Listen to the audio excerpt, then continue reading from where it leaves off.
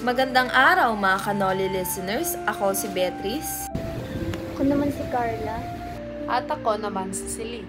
Kasama rin ako si Hannah. At ako nga pala ang inyong host sa si Eldrian.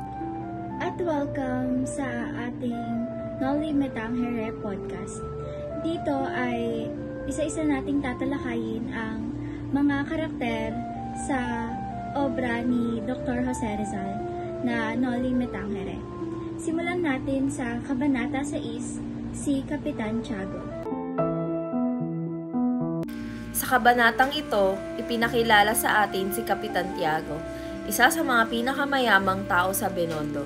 Kilala siya sa pagiging mapagbigay, rehilyoso at kaibigan ng mga praile. Pero kung susuriin natin, tila may pagkukunwari rin si Kapitan Tiago. Dahil kahit religyoso siya, mas iniisip niya ang mabuting imahe sa lipunan kaysa sa tunay na pananampalataya. Isa rin siyang malapit sa mga praile, lalo na kina Padre Damaso at Padre Sibila. Sa tulong nila, tumaas ang tingin ng mga tao sa kanya, pero sa katotohanan, nagkatali siya sa mga may kapangyarihan. Oo, parang wala siyang sariling paninindigan. Kung ano ang sabihin ng mga praile, yun din ang kanyang gagawin. Pinapakita nito kung gaano kalakas ang impluwensya ng simbahan sa lipunan noon. Itong paraan, ipinapakita ni Dr. Jose Rizal na si Kapitan Tiago ay simbolo ng isang Pilipino na takot kumontra sa mga otoridad. Kabanatang ito rin makikita kung paano inihanda ni Kapitan Tiago ang isang salo-salo para kay Ibarra na bagong balik mula sa Europa. Ang pidging na ito hindi lang simpleng handaan. Simbolo ito ng kanyang pagpapakitang tao. And gusto niyang ipakita na siya ang konektado sa mga kilala at mayayamang tao. Kaya nga, kahit mabait siya, makikita natin na may halong pagpapanggap sa kanyang mga kilos. Sa pamamagitan ni Kapitan Tiago, gustong ipakilala ni Rizal ang mga Pilipinong naliligaw ng landas dahil sa labis na paghanga sa mga Kastila. Nawawala tuloy ang ating sariling pagkakakilanlan. Alam nyo, agree ako dyan. Hanggang ngayon, may mga taong mas pinahahalagahan ng mga dayuhan kaysa sa sariling atin.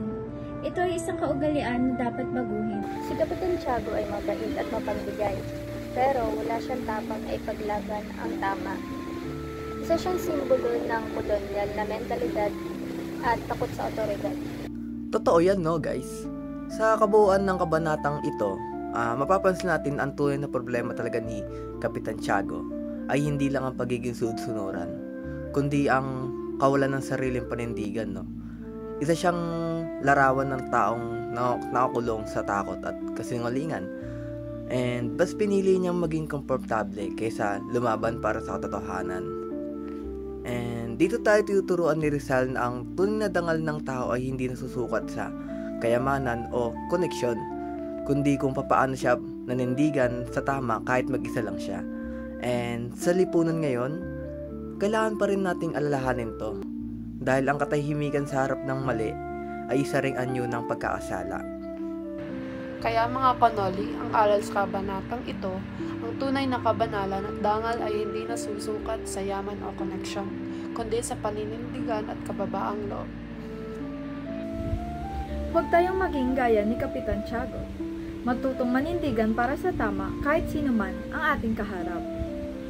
Isa rin sa mga aral na nabanggit ang kasakiman at pagkasilaw sa kapangyarihan. Kahit kapalit ay ang pagtataksil at pagtalikod sa sariling mga kalahi. Tama, siya man ay mabuti sa paningin ng iba, sumisilip pa rin ang kanyang pagiging hipokrito at pagiging sunod-sunuran sa mga Kastila. Alam niyo bang tinuturing niya rin ang kanyang sarili bilang isang Kastila? Hindi lamang iyon, siya rin ay nakikisali sa pagmamaliit at pang-alipusta sa mga kapwa Pilipino at nangunguna sa pumupuri sa pagpapataw ng panibagong buwis. Nakakalungkot mang isipin, ngunit ang kaugalian na ito ay makikita pa rin kahit sa kasalukuyan. Laganap ang kasakiman kahit kapalit ay ang kaunlaran ng ating sariling bayan. Pinapatunayan lamang nito na walang pinipiling panahon ang akda ni Rizal. Sa kabila man ng mga taong lumipas, naaayon pa rin ito sa mga isyong panlipunan. Isang magandang halimbawa na patuloy na nagbibigay ng aral at nagsisilbing paalala na anumang panahon ang gahaman ay patuloy na naghahangad ng kapangyarihan habang ang mahihirap ay lalong naghihirap. Tigit sa lahat, pili natin maging makabayan at makatao.